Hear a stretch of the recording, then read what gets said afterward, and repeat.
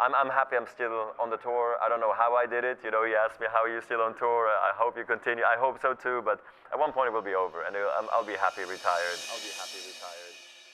It's a big pleasure for us to have you here. I don't know if you notice the way we all see you, like a big star. Not only the fans, also the big tennis man of the history considered you the best of all the history.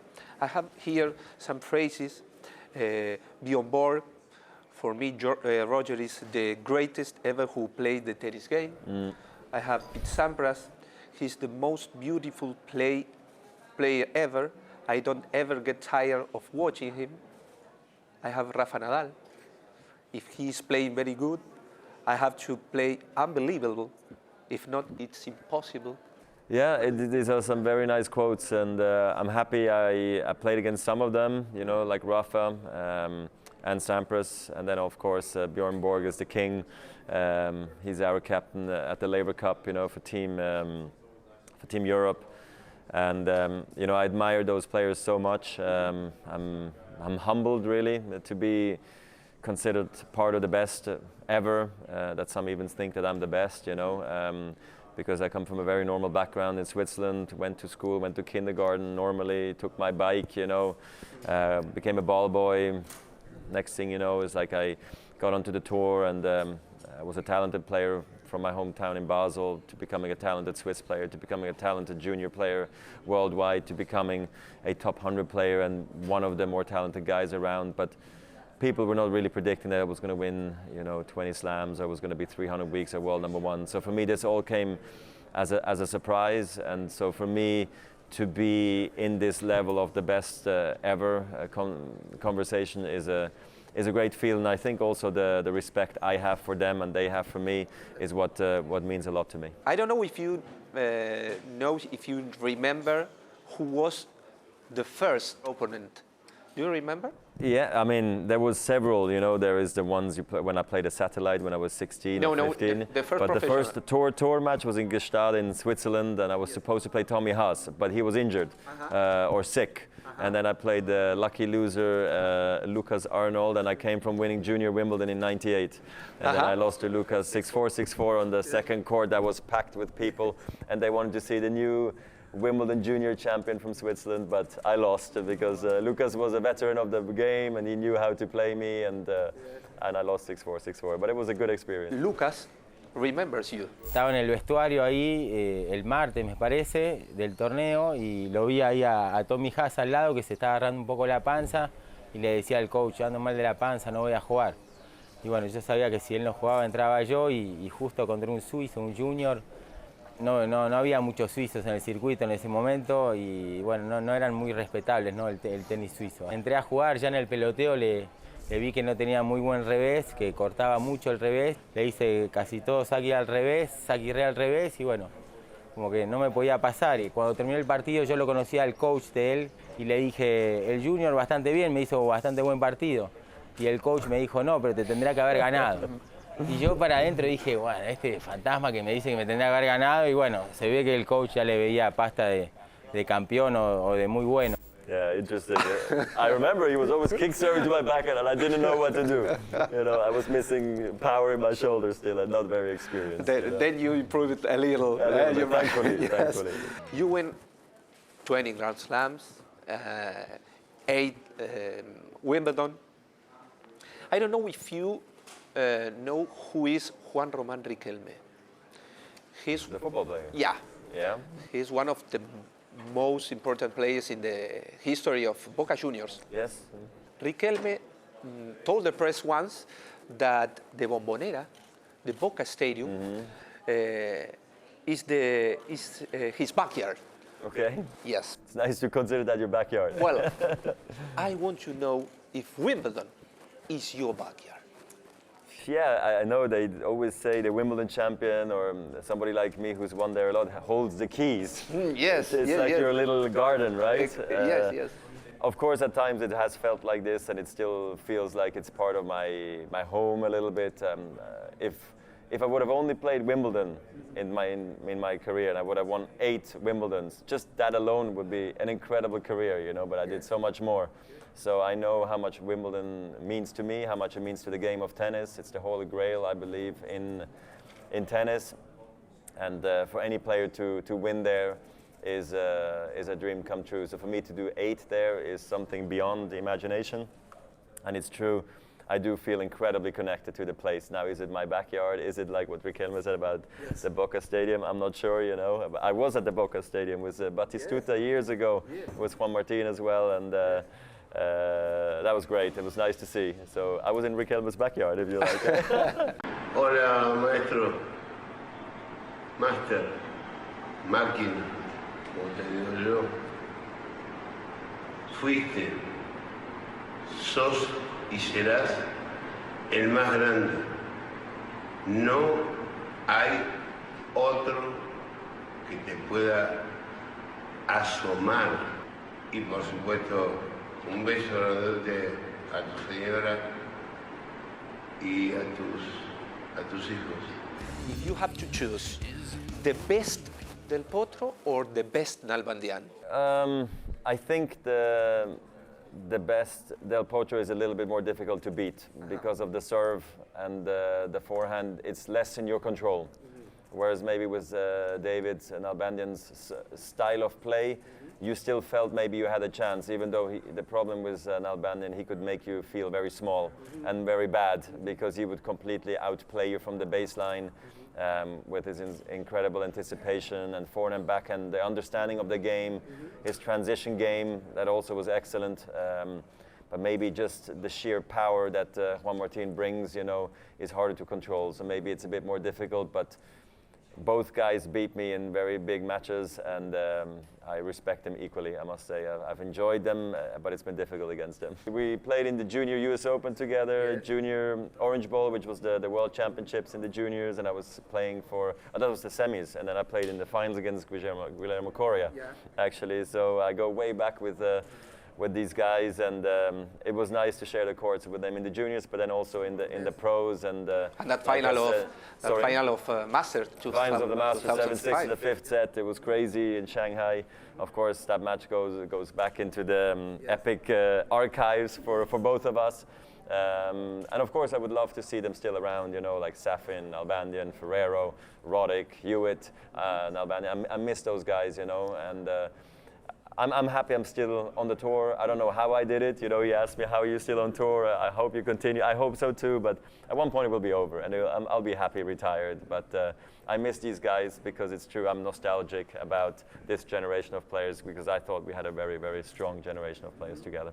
What is Nadal for you? For us, he's an indestructible mind and probably a robot and a great tennis player, but he's your friend. Yeah, he's also a good guy. He's a great player, my God.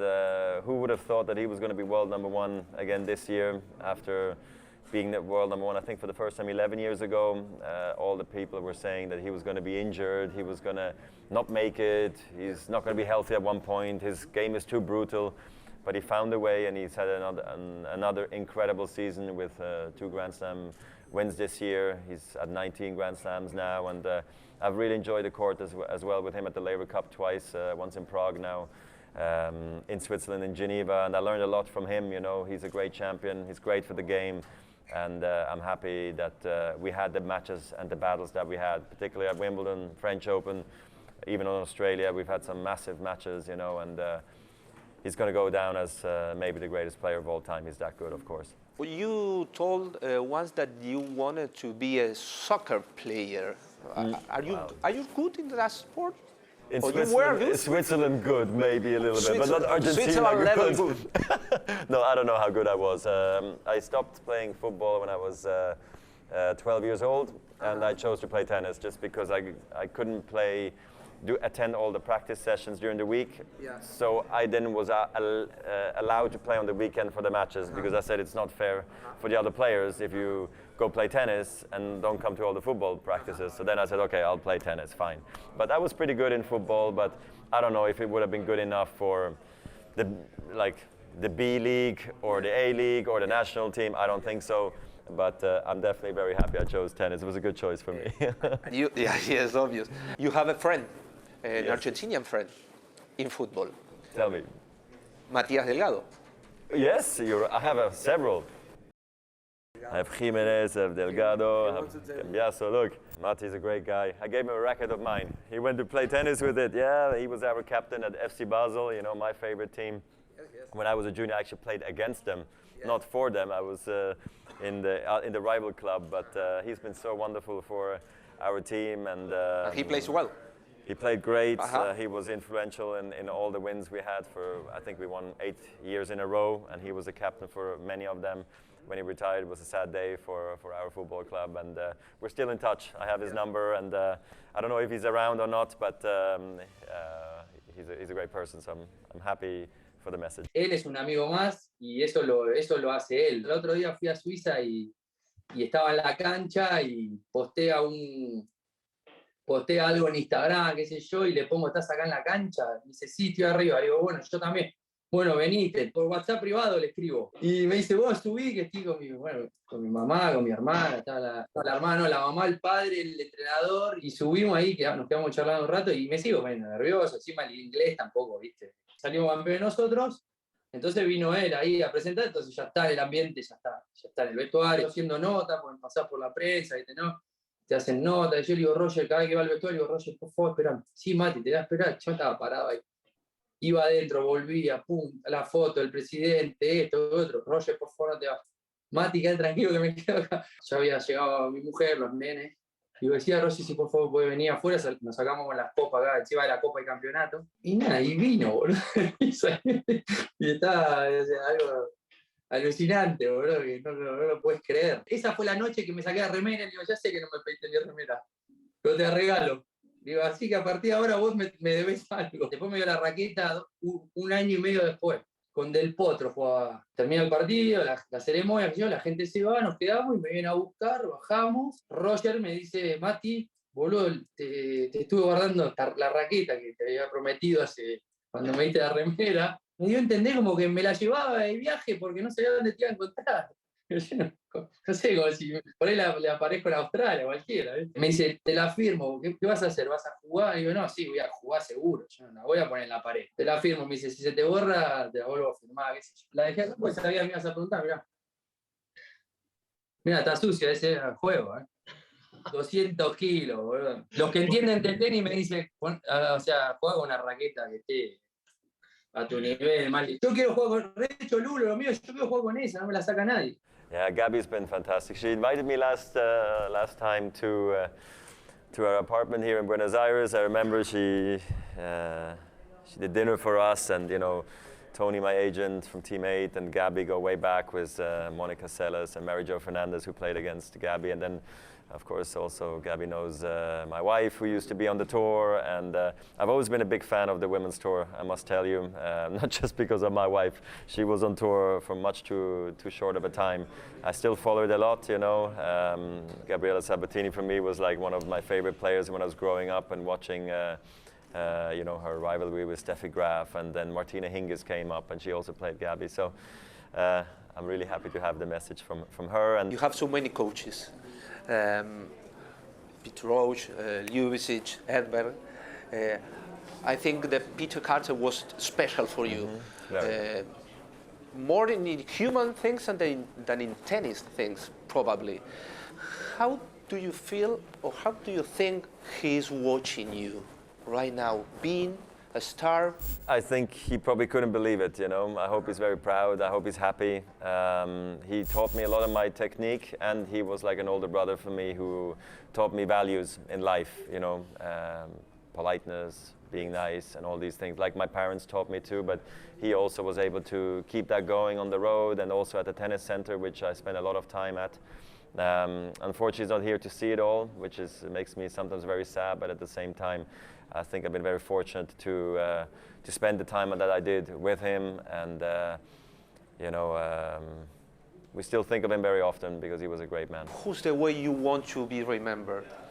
I wanted to be a good guy for the sport of tennis. I wanted to be maybe also, I would be proud if I was a hero and an idol to juniors and kids growing up, and to their parents who say, look, how Roger does it or how he behaves, because I also have my struggles, but I persevered and came through well on the other side.